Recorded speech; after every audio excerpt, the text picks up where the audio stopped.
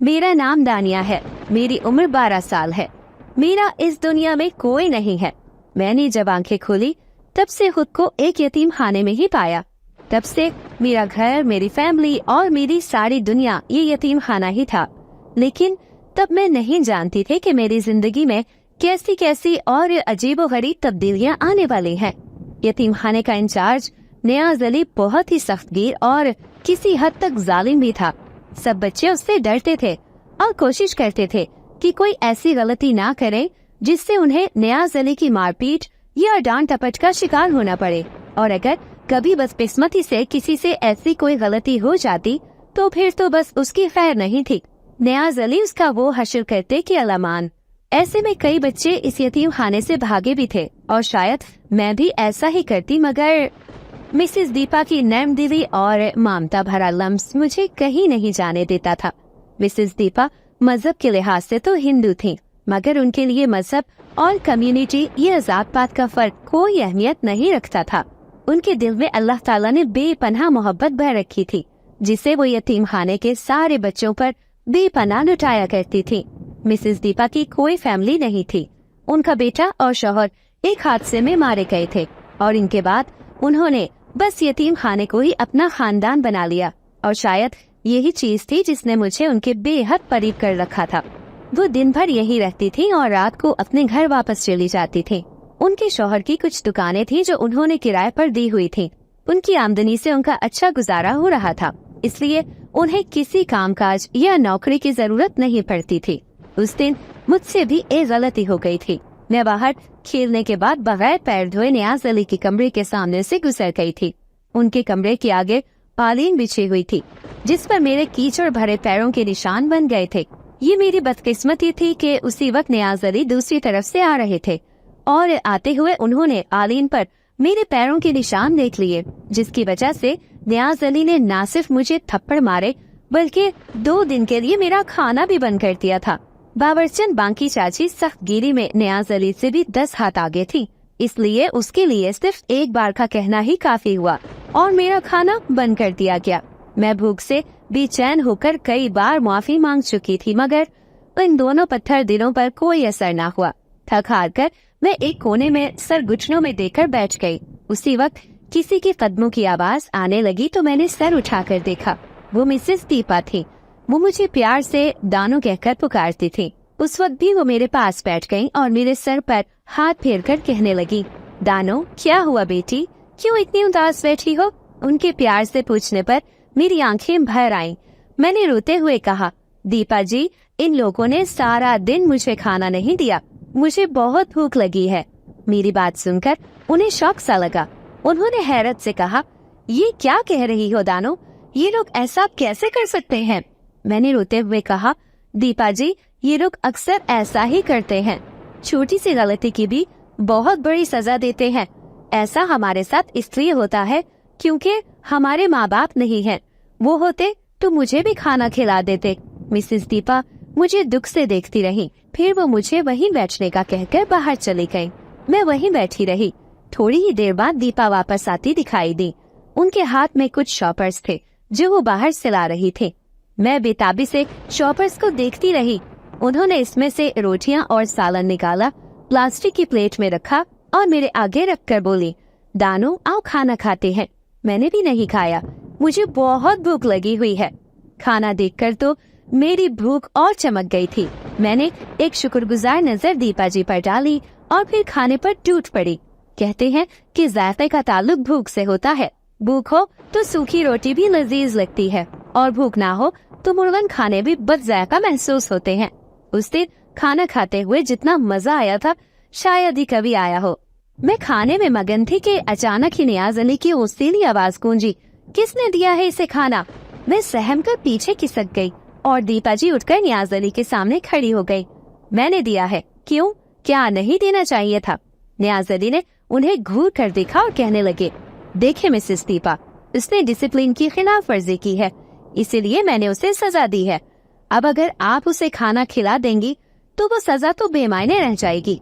फिर क्या हाथ सबक सीखेगी ये?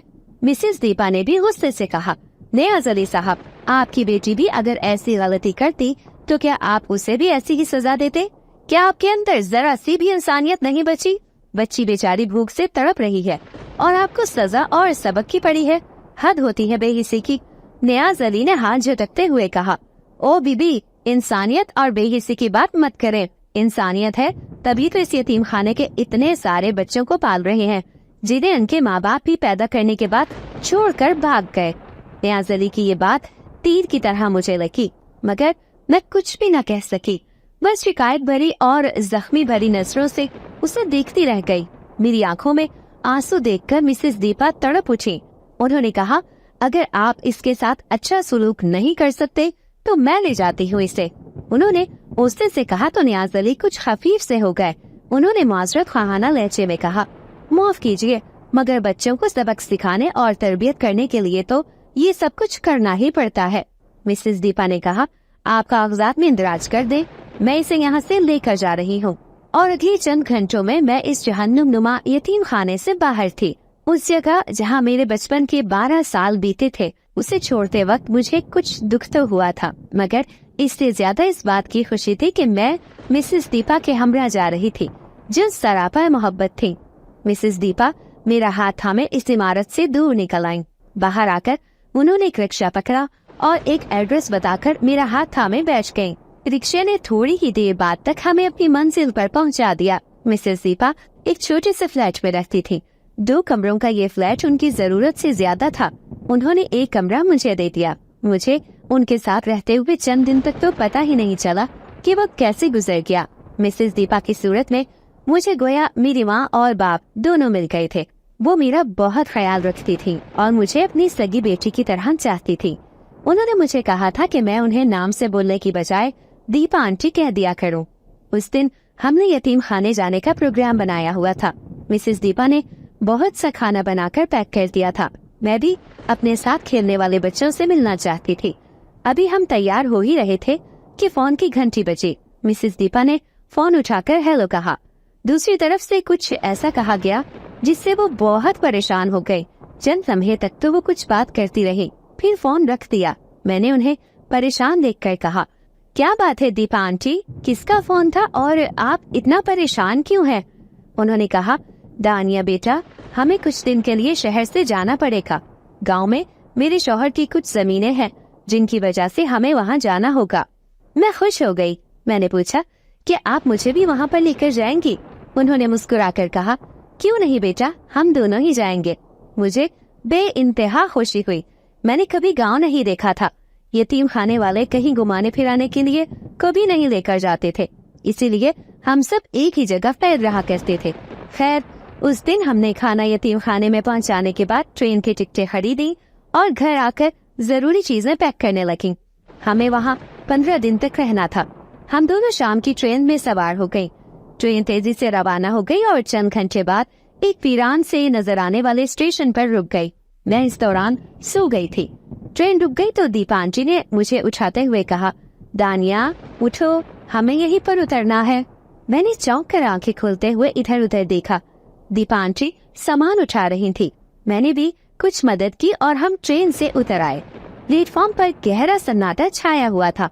एक छोटे से गांव का प्लेटफॉर्म था, इसलिए यहाँ की खामोशी कुछ ज्यादा ताज्जुब खेज नहीं थी। लेकिन न जाने क्यों मुझे कुछ अजीब सा एहसास होने लगा। ऐसा लग रहा था जैसे यहाँ पर हमारे साथ कुछ बुरा होने वाला था। लेकिन क्या? मैं ये बात समझ नहीं पा रही थी और ना ही दीपा आंटी को समझा सकती थी, इसलिए खामोशी से बैग खींचते हुए उनके पीछे पीछे चलने लगी। हम प्लेटफॉर्म से कुछ ही दूर आए थे कि सामने से एक तांगा आता नजर आया। उसमें एक बूढ़ा कोचवान बैठा हुआ था। उसकी उम्र कोई 60-65 के करीब होगी। दीपा आंटी को देखकर उसने तांगा करीब लाकर रोक दिया और जल्दी से उसमें से उतरते हुए बोला, सलाम बीबी जी, कैसी है? दीपा आंटी मुस्कुराकर बोली, वालेकुम अस्सलाम दीनू काका, मैं ठीक हूँ, आप कैसे हैं? दीनू काका बोले, बस बेटा, परवरदिगार का करम है, वरना हमारी क्या औकात। शुक्र है कि उसने अच्छे हालों में रखा हुआ है। उसी वक्त उनकी नजर मुझ पर पड़ी। उन्होंने पूछा, अरे ये बच्ची कौन है? दीपा आंटी जल्दी से तांगे की तरफ बढ़ते हुए बोली, बताती हूँ दीनू काका, पहले घर तो चले। मैं भी उनके साथ जाकर बैठी तो दीनू काका ने तांगा आगे बढ़ा दिया। रास्ते में मुझे दीपा आंटी से मालूम हुआ कि ये तांगा उन्हीं का है और दीनू काका उनके मुलाजिम है। दीनू काका ने एक बड़े से घर के सामने तांगा रोक लिया। मैंने हैरानी से पूछा, दीपा आंटी, ये किसका घर है? उन्होंने कुछ संजीदगी से कहा, ये हमारा घर है दानिया। दीनू बाबा तुमको कमरा दिखा देंगे, हाथ मुंह धोकर फ्रेश हो जाओ। मैं सर हिलाते हुए अंदर चली गई। दीनू बाबा ने मुझे कमरे में पहुंचा दिया और खुद बाहर चले गए। मैं नहा धोकर एक तरफ बैठ गई। बोर होने लगी तो खिड़की खोलकर बाहर झांकने लगी। कमरे की पिछली तरफ एक बड़ा सा बरगद का दरख्त था। पता नहीं क्यों मुझे ऐसा लग रहा था जैसे उस दरख्त पर कोई मौजूद है और मुझे देख रहा है। मुझे कुछ अजीब सी बेचैनी का एहसास होने लगा। मैं वहाँ से हटकर दीपा आंटी को तलाश करने लगी। उसी वक्त एक काले रंग की बड़ी सी बिल्ली मेरे सामने कूदी और मियाऊं की आवाज निकालते हुए एक तरफ भाग गई। मैं खामोशी से उसे जाते देखती रही। वो थोड़ा आगे जाकर अचानक ही गायब हो गई। मैं हक्का बक्का सी उसे जाते देखती रही। अजीब बात थी, बिल्ली अचानक से यूं गायब क्यों हो गई थी? गोया हवा में तहलील हो गई हो। मैं चंद लम्हे तक इस अजीबोगरीब वाक़ये पर गौर करती रही। फिर जब कुछ ना समझ आया तो एक तरफ चली गई। वो दिन तो यूं ही गुजर गया। अगले दिन मैं चूंकि घर में बंद रह रहकर तंग आ गई थी, इसलिए मैं जरा घूमने के लिए बाहर चली गई। दीपा आंटी ने मुझे बाहर जाने की इजाजत दे दी थी। घर के अतराफ में घूमने के बाद मैं उस बरगद के दरख्त की तरफ चली गई। कल की तरह आज भी मुझे वैसा ही एहसास हुआ जैसे कोई छुप छुप कर मुझे देख रहा हो। मैंने दरख्त के गिर्द घूम फिर कर देखा, फिर कुछ झिझकते हुए उसके नीचे चली गई, मगर मुझे वहाँ पर कोई भी नजर न आया। उसी वक्त ऐसा लगा जैसे कोई मेरे पीछे से तेजी से दौड़ते हुए गुजर गया हो। मैंने घबराकर पीछे मुड़कर देखा, मगर अजीब बात थी कि वहाँ कोई भी नहीं था। हालांकि मैंने वाज़ेह तौर पर किसी के दौड़ने की आवाज सुनी थी। मैं काफी देर तक उसके आसपास घूमती रही, मगर जब कोई नजर न आया तो तंग आकर मैंने आवाज दी, देखो तुम जो कोई भी हो, मुझे देखकर चुप क्यों जाते हो? सामने आ जाओ। मैं बहुत देर तक इंतजार करती रही, मगर जब कोई न आया तो बेजार होकर चल पड़ी। उस दिन दीपा आंटी कहीं गई हुई थी। मैं इधर उधर की चीजों पर अपना ध्यान देने की कोशिश करती रही। शाम को दीपा आंटी आई तो बहुत परेशान सी नजर आ रही थी। उन्हें इस कदर परेशान देखकर मैंने पूछा, क्या बात है दीपा आंटी, आप इतनी परेशान क्यों हैं? उन्होंने चौंक कर मुझे देखा और फिर गोया जबरदस्ती मुस्कुराते हुए बोली, कुछ नहीं गुड़िया, बस कुछ जमीनों के मसाइल हैं, उन्हीं में उलझी हुई थी। मैंने हैरत से पूछा, जमीनों के मसाइल? क्या आपकी जमीनें भी हैं? उन्होंने इस्पात में सर हिलाकर कहा, हाँ दानिया, मेरे शौहर की कुछ खानदानी जमीनें हैं। ये हवेली भी उन्हें विरासत में मिली थी। मुझे खुशगवार सी हैरत हुई। दीपा आंटी ने अपनी परेशानी तो मुझसे शेयर नहीं की, अलबत्ता मुझे खाना खाकर सोने की ताकीद करते हुए अपने कमरे में चली गईं।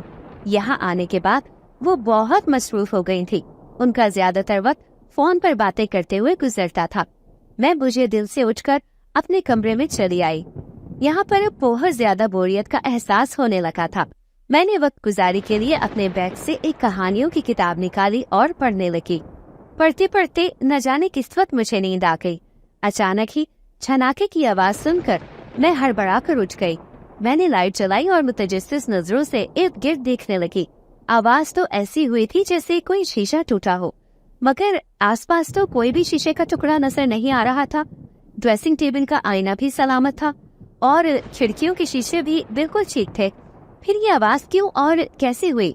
मैंने सोचा शायद नींद में होने की वजह से किसी और आवाज को मैं शीशे की टूटने की आवाज समझ बैठी थी। यकीनन ऐसा ही हुआ होगा, वहम ही था शायद मेरा। उसी वक्त बिल्ली की म्याऊं की आवाज सुनाई दी। न जाने क्या था इस आवाज में कि मेरा दिल जोर जोर से धड़कने लगा। मैं दोबारा लेट गई। थोड़ी देर बाद मैं फिर गहरी नींद के आहोश में उतर चुकी थी। अगला दिन रोज की तरह बेहद साफ और उजला था। मैं बाहर आकर फिर से उस तरफ की तरफ जाने लगी। जाने क्या कशिश थी उस तरफ में जो बार बार मुझे अपनी तरफ खींच लेती थी। लेकिन आज मैं जल्दी उस तरफ से बेजार हो गई। आज वो बिल्ली भी कहीं नजर नहीं आ रही थी, इसीलिए मैं घर से ही बाहर निकल आई। बाहर निकलकर मेरे चेहरे पर कुछ रौनक आ गई, क्योंकि सामने ही थोड़े फासले पर गांव के कुछ बच्चे खेल रहे थे। मैं कुछ झिझकते हुए उनकी तरफ चली गई। वो भी मुझे देखकर खेलते हुए रुक गए। इनमें से एक लड़का जो दूसरे बच्चों का लीडर नजर आ रहा था, मुझे देखकर आगे बढ़ा और कहने लगा, तुम कौन हो? मेरा नाम दानिया है, मैं दीपा आंटी के साथ आई हूँ। मैंने घबराते हुए जवाब दिया, अच्छा तो तुम मुसलमान हो। उस लड़के ने मुझे घूरते हुए कहा। मैंने सर हिला दिया और पूछा, तुम्हारा नाम क्या है? क्या मैं भी तुम सबके साथ खेल सकती हूँ? मेरा नाम नरेश चंद्र है और मैं गांव के मुखिया का बेटा हूँ। ठीक है, तुम हमारे साथ खेल लेना, उसने जवाब दिया। तुम कौन सा खेल खेल रहे हो? मैंने पूछा। उसने कहा, हम आंख बचोली खेल रहे हैं, खेलोगी? मैंने कहा, क्यों नहीं, अगर तुम लोग मुझे अपने साथ खेलने दोगे तो जरूर खेलूंगी। तो फिर आओ खेलते हैं, उसने मुस्कुराते हुए जवाब दिया। मैंने शुक्रगुजारी से उन बच्चों को देखा। थोड़ी देर बाद मैं सबके साथ घुल मिल गई। हम सब आंख बचोली खेलने लगे। बच्चों में से एक की आंखों पर पट्टी बांध दी गई, बाकी सब उसके इर्द गिर्द भागने लगे। पट्टी वाले लड़के ने कितनी ही बार नरेश चंद्र को पकड़ा, मगर नरेश चंद्र हर बार उसको डांट देता और खेल इसी तरह जारी रहता। वहाँ मौजूद बाकी बच्चे उसकी बेईमानी पर ना जाने क्यों देखते हुए भी कुछ नहीं कह रहे थे। मुझसे मजीद चुप नहीं रहा जा सका। मैंने कहा, नरेश तुम बेईमानी कर रहे हो। मेरी बात सुनकर नरेश चंद्र गुस्से से आग बगोला हो गया। उसने कहा, तुम कौन होती हो मुझे ऐसे कहने वाली? ये मेरा गांव है। मैंने उसकी तरफ देखा, फिर बाकी बच्चों की जानिब देखा। शायद कोई मेरे हक में भी बोले, मगर बेसूद। सभी खामोशी से हम दोनों की तरफ देख रहे थे। वो सब शायद इससे दबते थे, इसलिए कोई कुछ भी नहीं बोल रहा था। मुझे भी गुस्सा आ गया। मैंने कहा, तुमने बेईमानी की है खेल में। तुम शर्मिंदा होने के बजाय उल्टा मुझे ही गलत कह रही हो। उसने मुझे देखा और कहा, मेरे साथ झगड़ा करने वाले को मैं छोड़ता नहीं। फिर उसने आगे बढ़कर मुझे थप्पड़ मारने की कोशिश की। मैं उसे अपनी तरफ बढ़ती देखकर वहाँ से भागने लगी। नरेश और बाकी बच्चे मुझे पकड़ने के लिए मेरे पीछे भागते आ रहे थे। मैं दीपा आंटी की हवेली की तरफ भाग रही थी, मगर अभी वो कुछ दूर थी। मैं सामने करीब उस वीरान खंडर में घुस गई और रुककर सांस दुरुस्त करने लगी। अचानक ही धूल और मिट्टी का तूफान आ गया, मगर अजीब बात ये थी कि खंडर के अंदर मिट्टी का एक जर्रा भी नहीं उड़ रहा था। बच्चों ने इतनी मिट्टी उड़ते देखी तो चीखते हुए वहाँ से भाग खड़े हुए। मैंने खौफजदा नजरों से एक गिर्द देखा। मुझसे कुछ फासले पर एक लड़का बैठा हुआ था। उसकी उम्र कोई 18-20 साल तक होगी। मैं उसे देखकर हैरान रह गई थी, क्योंकि पहले तो यहाँ मेरे सिवा और कोई भी मौजूद नहीं था। मैंने डरते डरते कहा, तुम कौन हो? उसने मुझे मुस्कुरा कर देखा और मेरे करीब आ गया। उसने कहा, मेरा नाम यामीन है, मैं भी इस गांव में ही रहता हूँ। तुम दानिया हो ना? मैंने उसे हैरत से देखते हुए कहा, हाँ, मगर तुम मेरा नाम कैसे जानते हो? मैं तो यहाँ कल ही आई हूँ। उसने पहले की तरह मुझे मुस्कुराते हुए देखा और जवाब दिया, मैंने तुम्हें गांव के बच्चों से बातें करते सुना था, इसलिए मुझे तुम्हारा नाम पता चल गया। क्या तुम मुझसे दोस्ती करोगी? उसने अपना हाथ मेरी तरफ बढ़ाया और मुंतजिर नजरों से मुझे देखने लगा। न जाने क्यों मैंने ना चाहते हुए भी अपना हाथ उसकी तरफ बढ़ा दिया। मैंने जवाब दिया, ठीक है दोस्त। वो भी मुस्कुराकर बोला, दोस्त।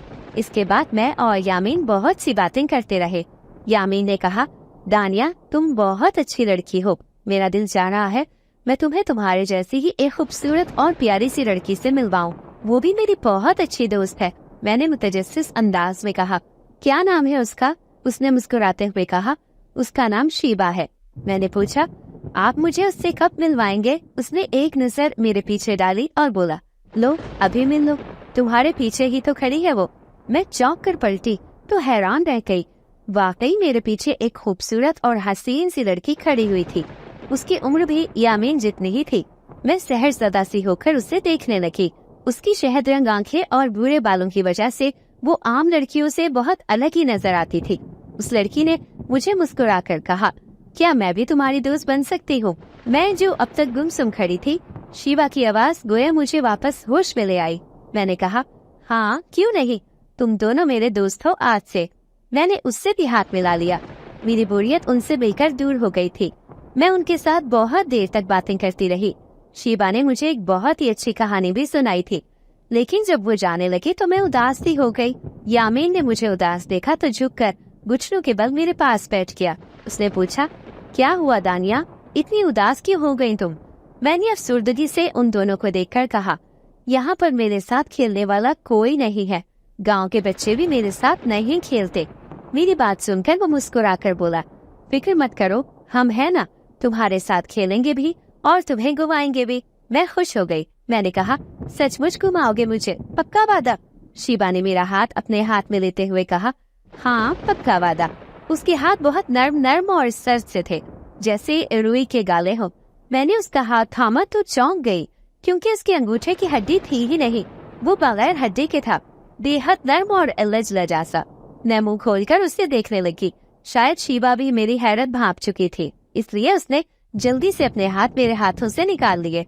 मुझसे रहा न गया तो मैंने पूछ ही लिया, शीबा आपके हाथ ऐसे क्यों हैं? मैंने आज तक किसी का हाथ भी ऐसा नहीं देखा। शीबा पूरी शरारती अंदाज में मुस्कुराई और उसने कहा, मैं तुम्हें ये सब बताऊंगी, मगर अभी नहीं, और वादा करो कि किसी से भी इस बात का जिक्र नहीं करोगी। मुझे ये बात बड़ी अजीब लगी, मगर मैंने इस डर से जल्दी से वादा कर लिया कि कहीं वो नाराज न हो जाए। खैर, मुझे घर के दरवाजे तक छोड़ने के बाद वो दोनों वापस चले गए। मैं इस बात से बेखबर थी कि वो दोनों चले तो गए थे, मगर सिर्फ मेरी नजर में, क्योंकि वो इस वक्त भी उस बरगद के दरख्त के नीचे बैठे थे। बस हम में से कोई भी उन्हें देख नहीं पा रहा था। शीबा के चेहरे पर परेशानी के तासुरात थे। उसने यामीन से कहा, क्या तुम्हें यकीन है कि वो कर पाएगी ये काम? यामीन ने सर हिलाते हुए कहा, हाँ, क्योंकि इस वक्त मुझे यही वाहिद लड़की नजर आई है जो सारी शराइत पर पूरी उतरती है। मुझे यकीन है कि वही हमारी मतलूबा चीज ला सकेगी। बस किसी तरह उसे खुश रखना पड़ेगा ताकि वो किसी बदगुमानी में मुब्तला ना हो।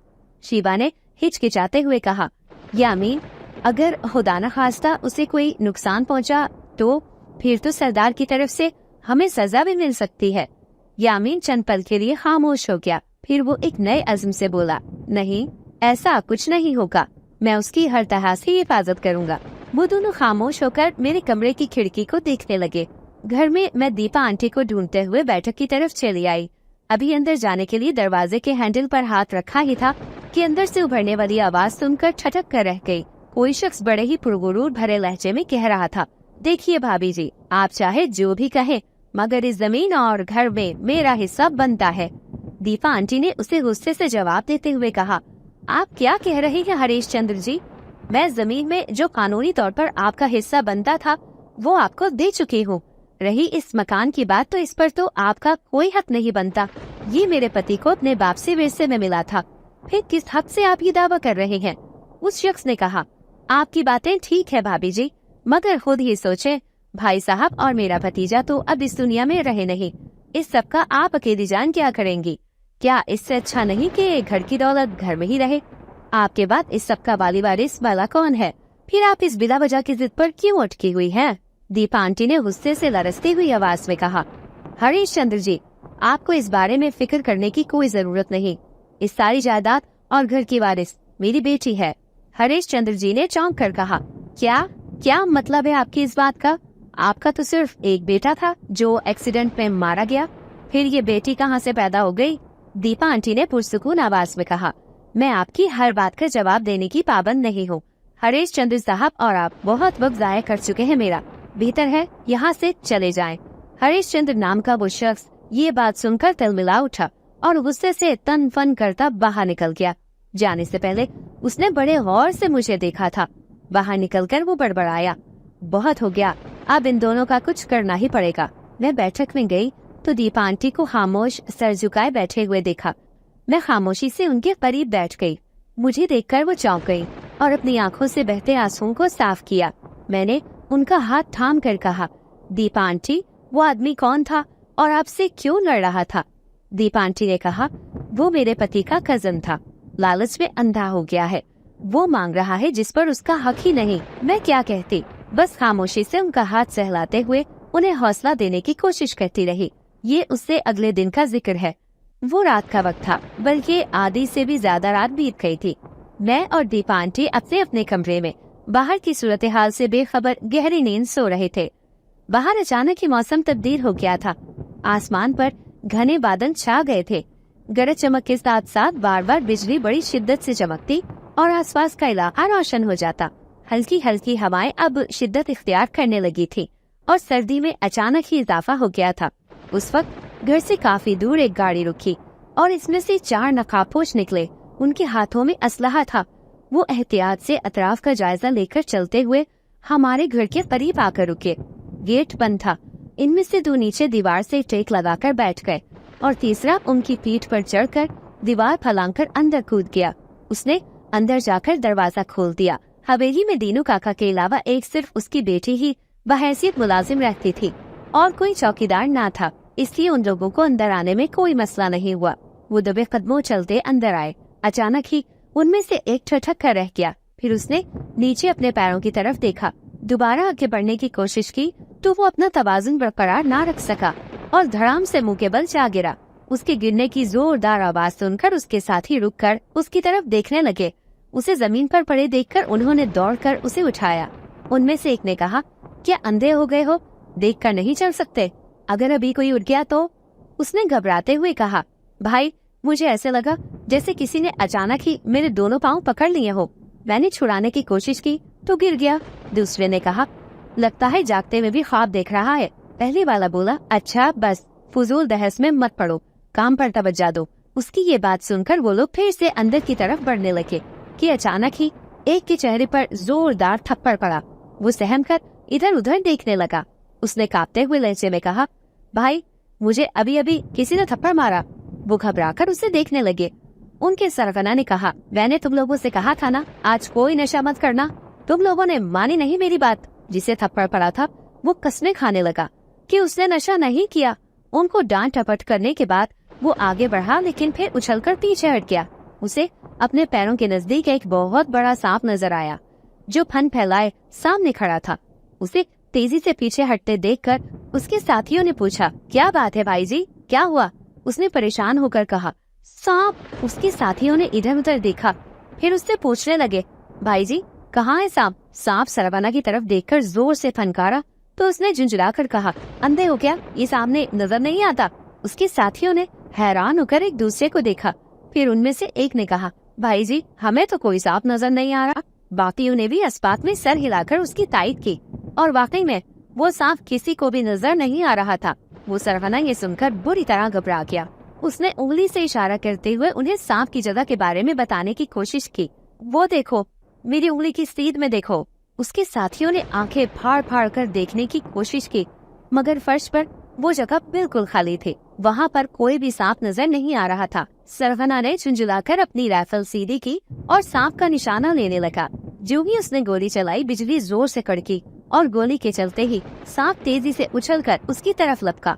वो बौखलाकर पीछे हटा, अपने एक साथी से टकराया और उसे सांस लेकर नीचे जा गिरा। उसने उठते हुए इधर उधर देखने की कोशिश की, मगर ना कहीं सांप का वजूद नजर आया, ना ही कहीं पर कोई खून का धब्बा देखने को मिला। बिजली दोबारा बड़ी शिद्दत से चमकी। वो दोनों सहम कर एक दूसरे को देखने लगे। बादलों की गरज में गोली की आवाज दब गई थी। इनमें से एक ने कहा, भाई इधर कुछ गड़बड़ है। अपने साथ ये अजीबोगरीब वाकयात यूं ही तो नहीं हो रहे। थप्पड़ पड़ता, पैरों में किसी का चिमटना और तुझ अकेले को सांप नजर आना, ये सब यूं ही नहीं हो रहा। इससे पहले कि किसी बड़ी मुसीबत में फंस जाए, मेरी मानो तो चलो यहाँ से। वो सरखाना खुद भी घबरा गया था, मगर काम अधूरा छोड़कर वापसी की सूरत में वो इस मोटी सी रकम से हाथ धो लेता जिसका उससे वादा किया गया था। उसने नफी में सर हिलाते हुए कहा, नहीं, वो हम सबका वहम था। वो सांप कहीं रेंग गया होगा। दूसरे ने अचानक ही पीछे हटते हुए कहा, भाई जी तुम लोग जाओ, इस खतरनाक सूरत हाल के मुंह में मैंने नहीं जाना। सरवना ने उसे घूर कर कहा, फीके, तुझे पैसे नहीं मिलने। फिर उसने बाहर जाते हुए कहा, भाई मैं बाज आया, ऐसे पैसों से मुझे जाने दो। वो भागता हुआ वापस चला गया। दूसरे भी अंदर जाने से हिचकिचा रहे थे, मगर अपने लालच की वजह से मजबूर होकर आगे बढ़ने लगे। अंदर कॉरिडोर में दाखिल होकर वो इधर उधर देखते हुए आगे बढ़ने लगे। अचानक ही बल्ब जलने बुझने लगा। उसी वक्त एक सियाह परछाई सी उनके सामने पल भर को नजर आकर गायब हो गई। वो बौखलाकर पीछे हटे। कॉरिडोर की दूसरी तरफ भी वैसी ही सियाह परछाई नजर आ रही थी। वो घबराकर कभी इधर देखते तो कभी दूसरी तरफ। सियाह परछाई कभी एक तरफ नमूदार होती तो कभी दूसरी तरफ। इससे पहले कि वो कुछ कहते या करते, ऊपर से अचानक ही खून की बूंदें बरसने लगी। उन्होंने घबराकर ऊपर देखा। छत पर मौजूद फानूस हिल रहा था और इसमें से ही खून की बूंदें टपक रही थी। नकाबपोशों में से दो मुंह से डरी डरी आवाजें निकालकर बाहर भाग गए। अब सिर्फ सरवना अकेला ही बचा था। खौफ ने तो उसका हुलिया भी बिगाड़ रखा था, मगर जाने किस दिल से वो अभी वहाँ खड़ा था और भागा नहीं था। इतनी सर्दी में भी उसके जिस्म से पसीना छूट रहा था। उसने थूक निगलते हुए आगे बढ़ने की कोशिश की, मगर उससे कदम उठाए न गए। सामने मौजूद परछाई अचानक ही एक आदमी के खून से भरे जिस्म में बदल गई थी। वो हैबतनाक निगाहों से उसे घूरता हुआ आहिस्ता आहिस्ता दांत हिचकिचाते हुए उसकी तरफ बढ़ रहा था। सरवना उस शख्स को पहचानता था। उसने आखिरी दफा उस शख्स को मरते हुए देखा था। उसने फटी फटी निगाहों से उसे देखते हुए कहा, तुम तो मर गए थे ना? उस शख्स ने एक भयानक टहका लगाकर कहा, हाँ, मैं मर गया था। तुमने ही तो मुझे मारा था। अब मैं तुम्हें भी लेने आया हूँ। नकाबपोशों का सरवना घबराकर पीछे हटते हुए बोला, नहीं नहीं, मैं मरना नहीं चाहता। मुझे माफ कर दो, मुझे माफ कर दो। वो चिल्लाता हुआ बाहर भाग गया। अंदर खड़े शख्स के होठों पर एक अजीब सी मुस्कुराहट आई और अगले ही पल मुंह गायब हो गया। अगले दिन मैं उठी तो सब कुछ मामूल के मुताबिक था। मैंने दीपा आंटी के साथ नाश्ता किया और फिर उनकी इजाजत लेकर बाहर निकल गई। मैं यामीन और शीबा को तलाश करने लगी। न जाने वो कहाँ रहते थे। इतने बड़े गांव में उन्हें तलाश करना बहुत मुश्किल था। और फिर मैं तो उनके गांव वालों को जानती भी न थी। पहले ख्याल आया कि दीपा आंटी से पूछ लूं, लेकिन फिर इरादा मुलतवी कर दिया। तभी सामने से दीनू काका हाथों में कुछ शॉपर उठाकर आते हुए नजर आए। मैं जल्दी से उनके पास जाकर पूछने लगी, दीनू काका, आप कब से यहाँ रह रही है? दीनू काका हंसकर बोले, अरे बिटिया, कब से का क्या मतलब? मैं तो यहीं पर पैदा हुआ हूँ। वह खुद उठी। मैंने पूछा, दीनू काका, फिर तो आप सब गांव वालों को अच्छी तरह जानते होंगे? उन्होंने कहा, हाँ बिटिया, अरे मैं तो उनके बच्चों और बच्चों के बच्चों को भी जानता हूँ। लेकिन तुम क्यों पूछ रही हो? मैंने कहा, दीनू काका, क्या आप जानते हैं कि यामीन और शीबा कहाँ रहते हैं? मुझे उनसे मिलना है। दीनू काका ने कुछ ताज्जुब से मुझे देखा। कुछ देर तक सोचते रहे, फिर बोले, बिटिया, इस नाम का तो कोई लड़का या लड़की नहीं है हमारे गांव में। तुमने उन्हें कहाँ देख लिया था? मैंने उंगली से उस खंडर की तरफ इशारा करके बताया। वहाँ पर दीनू काका के चेहरे पर अचानक ही खौफ और घबराहट के आसार नजर आए। उन्होंने घबराई हुई आवाज में कहा, तुम उधर क्या लेने गई थी? मैं उनका डर ना समझते हुए बोली, बस यूं ही चली गई थी वहाँ। क्यों, आप इतने परेशान क्यों हो गए हैं? उन्होंने एक सहमी हुई नजर खंडर पर डाली और फिर झुककर राजदाराना अंदाज में कहने लगे, बिटिया जी, आइंदा उधर मत जाना। उस तरफ कोई नहीं जाता। साया है उस मनुष्य जगह पर, समझी? अगर वो दोनों तुम्हें वहाँ मिले थे तो वो इंसान हरगिज नहीं थे। आइंदा मत जाना वहाँ। वो ये कहकर डरी डरी नजरों से खंडर की तरफ देखते हुए तेजी से एक तरफ चले गए। मैं हैरान और परेशान और सहमी हुई नजरों से उस खंडर की तरफ देखने लगी। दीनू काका की बातों ने मुझे डरा दिया था। मैं खामोशी से वापस घर के अंदर चली गई। वो सारा दिन मैं घर से बाहर ना निकली और अपने खिलौनों से दिल बहलाने की कोशिश करती रही। शाम को दीपा आंटी के साथ खाना खाकर मैं जल्दी सोने चली गई। बिस्तर पर लेटी मैं यामीन और शीबा के बारे में सोच रही थी कि अचानक ही मुझे आवाज सुनाई दी, दानिया। मैं घबरा कर उठ बैठी। सामने यामीन खड़ा था। मैं उसे देखकर डर गई। मैंने सहम कर कहा, तुम यहाँ कैसे आए हो? दरवाजा तो बंद है। यामीन ने नरमी से कहा, डरो मत दानिया, हम तुम्हें कोई नुकसान पहुँचाने नहीं आए। हमें तो खुद तुम्हारी मदद की जरूरत है। मैं कुछ चौंक कर उसे देखने लगी। मेरी मदद की जरूरत? वो क्यों? मैंने खुद पर काबू पाते हुए सोचा। अब मुझे उससे इतना डर नहीं लग रहा था। दानिया, हम जिन्नात की कौम में से हैं। हमारे कबीले के सरदार का बेटा बहुत बीमार है। तबीबों के मुताबिक उसे बचाने के लिए जिस दवाई की जरूरत है वो एक हीरे से बन सकती है, मगर उस हीरे तक हम नहीं पहुंच सकते। इसीलिए हमें तुम्हारी मदद की जरूरत है। उसी वक्त एक धमाका सा हुआ और शीबा भी वहाँ आन मौजूद हुई। मैं हैरत से उन दोनों को देखने लगी। अचानक ही मुझे शीबा का बगैर हड्डियों वाला हाथ याद आया। उसका हाथ और उसकी गैर फितरी आमद को देखकर मुझे यकीन करना पड़ा कि वो जिन्नात ही है। मैंने उनसे पूछा, लेकिन मेरे पास ऐसा कोई हीरा नहीं है, फिर मैं कैसे तुम्हारी मदद कर सकती हूँ? शीबा ने कहा, हम जानते हैं वो तुम्हारे पास नहीं है, लेकिन तुम उससे हासिल कर सकती हो। मैंने उससे पूछा, वो कैसे?